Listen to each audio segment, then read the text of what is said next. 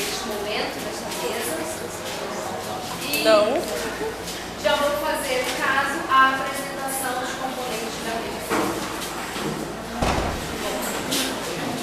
E eu espero que esta manhã seja uma manhã proveitosa para todos nós.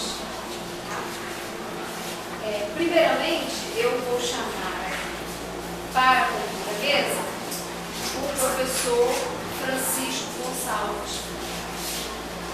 O professor Francisco, ele é bacharel e licenciado em História pela PUC de São Paulo. Ele é mestre em Educação pela Universidade Estadual de Campinas, doutorando em Educação pelo Instituto de Educação da UFPA, Instituto de Ciências da Educação da UFPA, é professor assistente na Universidade Federal de Tocantins, tem experiência de ensino e pesquisa na área de educação básica e da educação superior com ênfase História, políticas educacionais e avaliação institucional. Seja bem-vindo, professor, e muito obrigada por vocês. O nosso próximo componente desta mesa é o professor João Batista de Jesus Félix. O professor João Batista, ele é doutor em Antropologia Social, mestre em Antropologia Social, bacharel e licenciado em Ciências Sociais, todas pela Universidade de São Paulo, USP. Ele é professor adjunto 4 de Antropologia Social na Universidade Federal de Tocantins, no curso de Ciências Sociais. Atualmente, o professor João Batista, ele é o diretor de cultura aqui no campus da UFD. O professor também é coordenador do Núcleo de Estudos e Pesquisas Interdisciplinares da África e dos Afro-Brasileiros, da UFD, o NEAF. E permita-me um adendo. Daqui a mais ou menos uma semana teremos o segundo, que é o outro evento de extrema importância dessa instituição. Bom, estaremos todos presentes e já contamos com a presença de vocês.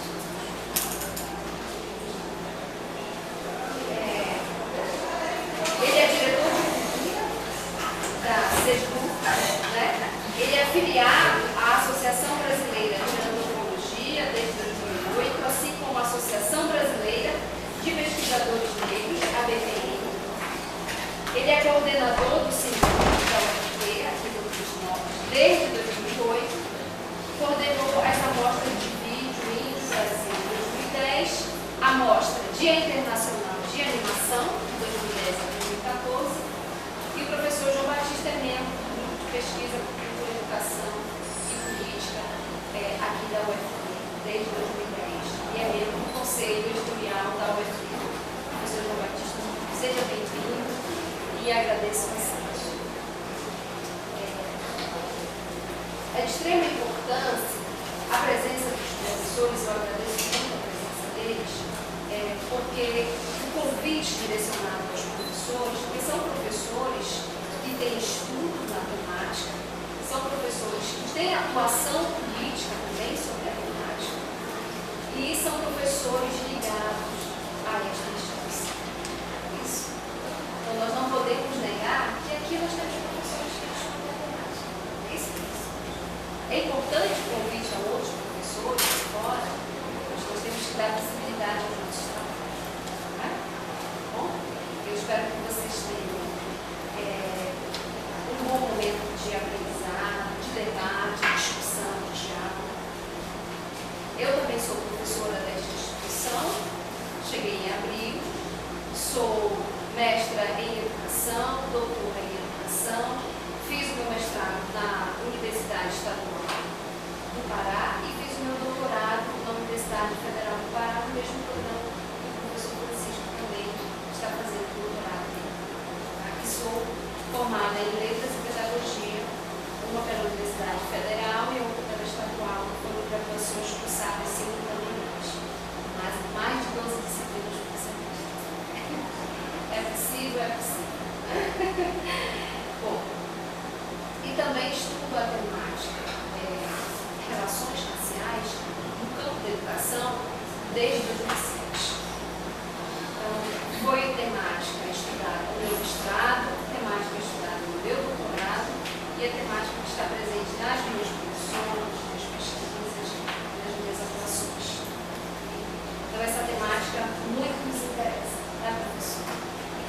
havia conversado, uma conversa mesmo informal, com alguns que já estavam presentes, e essa temática, ela é uma temática que interessa a todos nós. Pela primeira categoria, que é ensino superior. E aí nós temos 3 categorias desta temática. Ensino superior, políticas públicas e equidade racial. Ok? Bom, eu vou fazer uma breve introdução sobre a temática e depois eu vou passar a palavra para o professor Francisco, depois para o professor João Batista e depois nós vamos abrir para o debate. Ok?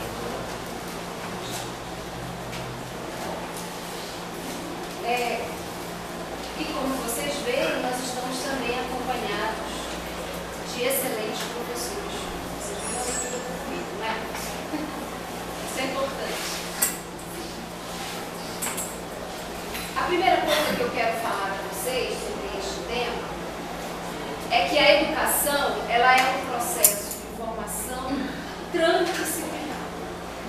Por que ela é transdisciplinar? Porque ela envolve várias áreas de conhecimento.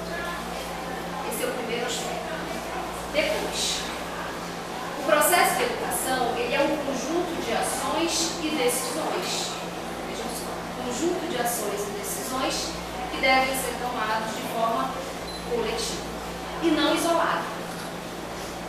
Então, é essa teia de relação que envolve vários sistemas, mas ela pode ser decomposta, para que a gente possa entender melhor o que é essa teia de relações.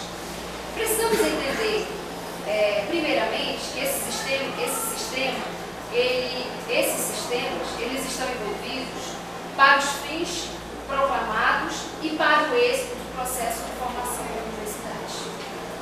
Nós temos aí objetivos proclamados, que é para atingir esse êxito na formação do ensino superior. Mas será que esses objetivos proclamados eles estão sendo atingidos? Esse é o primeiro questionamento que eu coloco. Esse processo de educação nós podemos de uma síntese, dividir em 3 grandes setores. Um que tem a ver com o setor da infraestrutura, então criar um sistema educativo que tenha uma vertente física. Então a escola e a universidade, ela precisa de uma infraestrutura que permita que o fenômeno educativo aconteça. Isso, precisamos de salas, precisamos de bibliotecas e precisamos de um acervo diferenciado e qualificado. Só para citar alguns dos exemplos. Também no setor de infraestrutura, mas não física, a escola e a universidade, elas precisam se orientar de uma determinada maneira. Nós precisamos de documentos, diretrizes. Isso, programas, projetos, currículos. E o outro setor, que é o funcionamento das próprias universidades, aí nós vamos incluir uma outra teia de relação, que são os professores, os programas, o projeto turístico-pedagógico e os alunos. Outro setor que tem a ver com os processos de aprendizagem tem a sua relação, que é a relação interpessoal. A relação entre pessoas. Tem a ver com o que acontece dentro da sala de aula e fora da sala de aula. Então tem a ver com a relação professor e aluno, aluno e família, aluno e mídia, aluno e comunidade. Professor e o seu ambiente de trabalho e a relação dele com a comunidade. Vejam só, esse é um outro aspecto dentro desse processo de educação. Outro setor tem a ver com os processos de aprendizagem, que eu já falei agora, mas além desse processo de aprendizagem, além desse sistema, temos os agentes desses sistemas. Quem são as pessoas que irão pensar o projeto político-pedagógico, que irão pensar os programas, as leis, as políticas públicas. E nós temos outra dimensão, que no caso são os ministérios, as secretarias, os diretores, os coordenadores, os professores, os funcionários não discentes da escola, alunos, família e sociedade em geral. Por que eu fiz esse adentro, essa primeira fala? Porque aqui nós vamos falar dessa teia de relações. Que quando nós tratamos, por exemplo, sobre a temática relações raciais, hoje, dentro do ensino superior, nós temos que pensar como esta temática ela teve visibilidade para que ela hoje seja pensada dentro das políticas públicas, qual foi o percurso histórico, quem foram os agentes que contribuíram dentro do campo político e do campo educacional para que esta temática tivesse visibilidade. Por que hoje esta temática ela é tão importante no ensino superior? E por que somente hoje ela teve essa visibilidade na formação de professores? E quais são essas políticas para a equidade racial que hoje elas estão sendo implementadas? Se formos pensar desde 2003, vamos pensar no conjunto jurídico que nós temos aí. A Lei 10.659, as diretrizes curriculares, o programa de implementação da lei, o parecer da professora Petronília, da professora Nilma, e é um conjunto de documentos que hoje exige do ensino superior a inserção desta temática não de forma isolada, mas ela deve estar nessas teias de relações, desde a infraestrutura até o processo de educação, a chegar na ponta. Quem é a ponta? Professor e aluno. É isso? Mas ela precisa passar por um processo de comunicação e informação para que ela tenha êxito. Mas, professora, por que essa temática ela é tão importante? Vamos olhar alguns dos dados que nós já temos, por exemplo, do Instituto de Estatística do Brasil, que mostra a diferença de acesso à educação formal entre brancos e negros no Brasil. Quem são essas pessoas que conseguem chegar até o ensino superior e a pós-graduação? O que esses números eles demonstram? Quanto maior for o nível de ensino, maior vai sendo a diferença de acesso educacional entre negros e brancos no Brasil. Isso é um problema. Mas essa estatística ela consegue revelar o porquê? Por que vai ocorrendo esta diferença? E aí nós temos várias, na verdade aí nós temos as variáveis.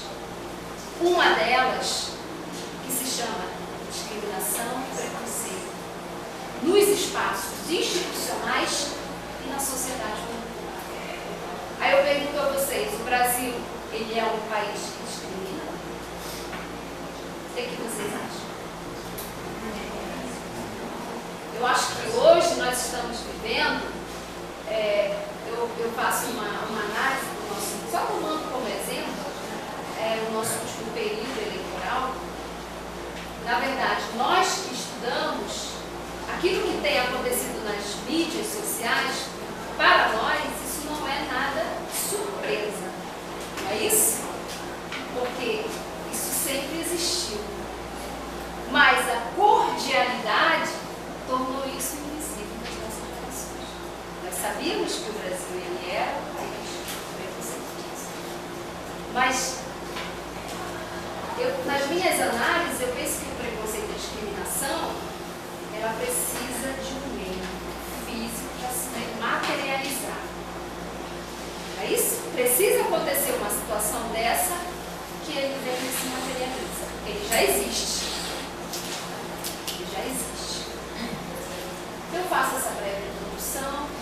E ao final gostaria de voltar para fecharmos com os professores, porque o nosso objetivo é que os professores façam as suas falas.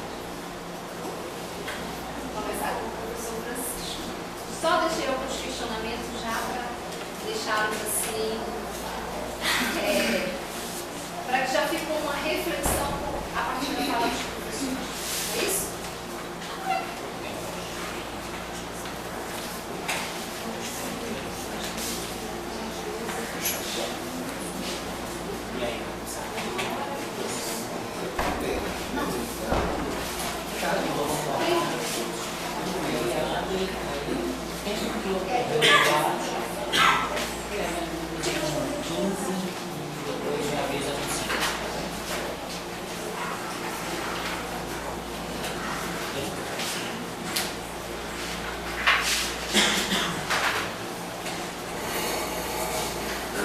Bom dia a todos. Prazer estar aqui hoje. Eu leciono, inclusive, nessa mesma sala, no semestre passado, né, bem familiarizados com o local, né, e agora com uma aula um pouco diferente, né, é o seminário integrado. Já fui apresentado, né, professor Francisco, alguns deles são meus alunos, outros eu desconheço, talvez eu conhecer da minha contribuição aqui para a temática. E, primeiramente, agradecer mesmo a presença de todos, né? A sala está bem lotada, isso é bom, né?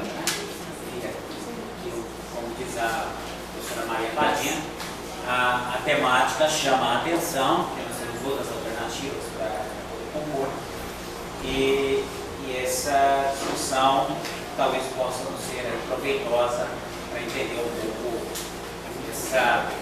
essas três questões que estão relacionando a reflexão proposta. Estar numa mesa com o professor Batista e a professora Maria Padinha é um prazer muito grande. Eu e o Batista, e agora dividindo com a Maria Padinha pela primeira vez, mas eu e o professor Batista já temos uma tradição de debates e reflexões conjuntas aqui na universidade. Nós exercitamos bastante o diálogo e a proximidade entre nós, e isso tem mostrado que é o caminho mais certo que a gente pode ter na educação superior, né? A gente tem que trabalhar junto, independente das nossas posições, né? E a gente partilha a questão ético-racial, desde a disciplina de educação afro-brasileira, que nós temos na pedagogia e tem também nas ciências sociais, até a discussão sobre o tema em eventos extra essa disciplina. Portanto, que na verdade motivou a criação da disciplina. Então a temática racial e essa discussão de equidade ou igualdade que nós vamos fazer aqui, não é coisa do seminário integrado. O seminário integrado é um momento em que nós vamos trazer essa discussão à luz novamente, como tentamos fazer todos os anos, né? Assim como várias outras temáticas, demonstrando que aí tem uma questão, ou várias questões, que precisam ser descortinadas, que precisam ser enfrentadas, e que precisam do nosso primeiro entendimento, né? A nossa reflexão crítica e o nosso posicionamento. Né? Ela é uma questão, uma temática que não nos deixa tranquilo, não é possível neutralidade, e, portanto, essas são questões que nos colocam da importância desse tema. Né? E nós estamos já há muitos anos envolvidos com a questão, e parece que a cada vez mais que nós nos envolvemos, mais ela se amplia e mais ela traz novos desafios. Né? Nós começamos com um núcleo aqui chamado NEAB, né? Núcleo de Estudos Afro-Brasileiros, que era uma tentativa de organização dessa discussão em núcleos na UFT, a partir de Porto Nacional, que teve o primeiro NEAB Ele veio da Unitins e se instalou depois na UFT, continuou, mas não deu certo. Nós fizemos uma unidade dele aqui, mas deu certo a discussão, né? Essa discussão deu e se firmou. E resolvemos criar um núcleo próprio, que é o núcleo de estudos africano e afro-brasileiro, né? De natureza interdisciplinar, que nós temos aqui, que é o NEAF, que foi já talvez uma das primeiras conquistas concretas nossas neste espaço, né? A criação do NEAF, eu diria que é uma política da educação superior, porque está da UFT, da universidade, e que tem iluminado, ela tem nos ajudado a iluminar uma série de problemáticas na questão das políticas de equidade ou igualdade, etc. Né? Então o NEAF, eu diria que seria, do ponto de vista de nós como sujeitos, né? E aí eu não estaria falando da macropolítica, mas da micropolítica, como uma das primeiras conquistas nossas. E eu tenho o prazer de dividir isso, né? Com o professor Batista, né? Coordenador do NEAF, integrante do NEAF, e a mais nova integrante do NEAF, nossa, a professora Padinha, né? Então nós temos aqui embora vamos fazer um pouco de uma exposição que pode divergir em algumas ideias, nós temos um espaço comum de atuação aqui. Eu, professora Padinha, o professor Batista, somos atuantes do Núcleo de Estudos Africanos e Afro-Brasileiros, né? E a segunda questão que eu levanto como muito importante do ponto de vista da política é que nós já em 2007, 2008 aqui, identificávamos que o universo de discussão do NEAB, que é o Núcleo de Estudos Afro-Brasileiros, que tem uma organização nacional, ele já tem um limitante que faz a discussão no campo só afro-brasileiro, tomando a discussão dos nossos laços com a África somente a partir da experiência como afro-brasileiro. Mesmo dizendo que vai fazer a discussão sobre a África, ele sempre se pautou na discussão da experiência brasileira. Então nós procuramos romper um pouco isso na criação do NEAF, dizendo que a universidade, a pedagogia e a educação precisava pautar também os conhecimentos sobre a África.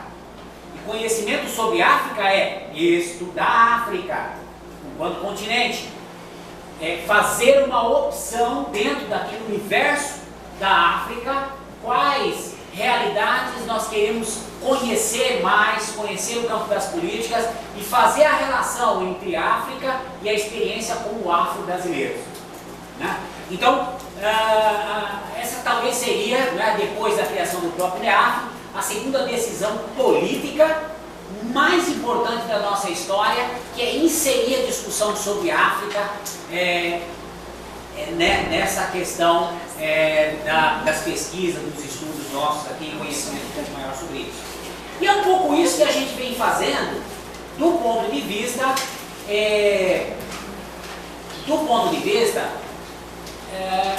de uma intervenção na educação superior do ponto de vista local, né? Para as discussões étnico-raciais. Logicamente, com base em algumas questões de ordem legal também, porque as questões políticas elas têm várias frentes. Uma delas é tornar lei algumas conquistas do movimento, né? E daí nós temos a Lei 10.639, por exemplo, que é uma lei fundamental para nós e tem a ver com a pedagogia, com as ciências sociais, etc., que é tornar obrigatório na educação básica o ensino sobre história da África, dos afro-brasileiros e também indígena nas escolas.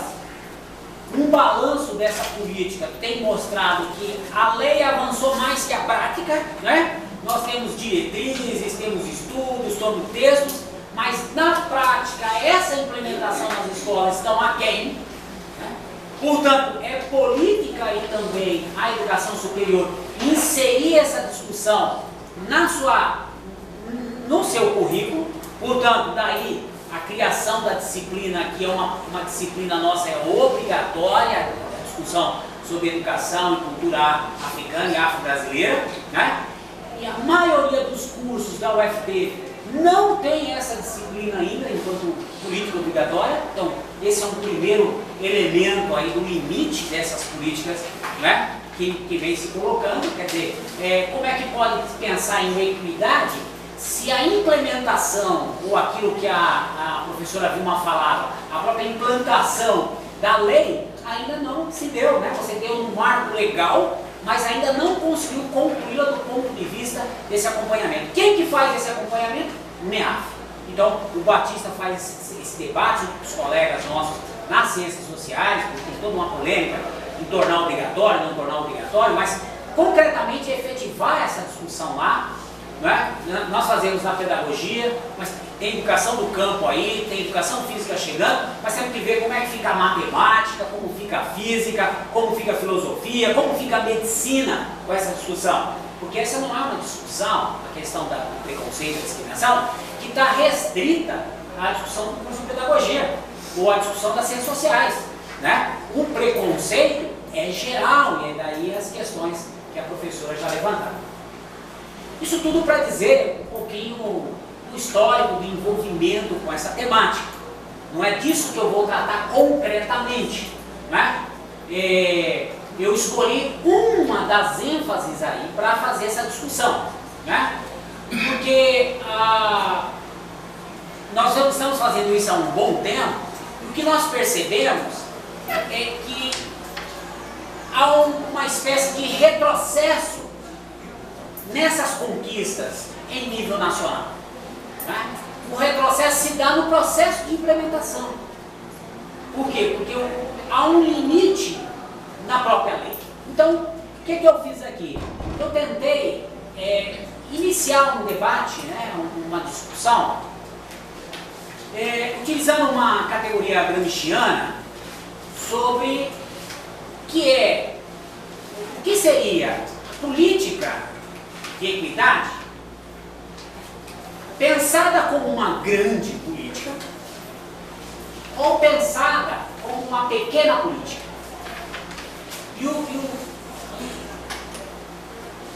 Nós estamos a acompanhar esse processo de desdobramento das políticas para a equidade racial.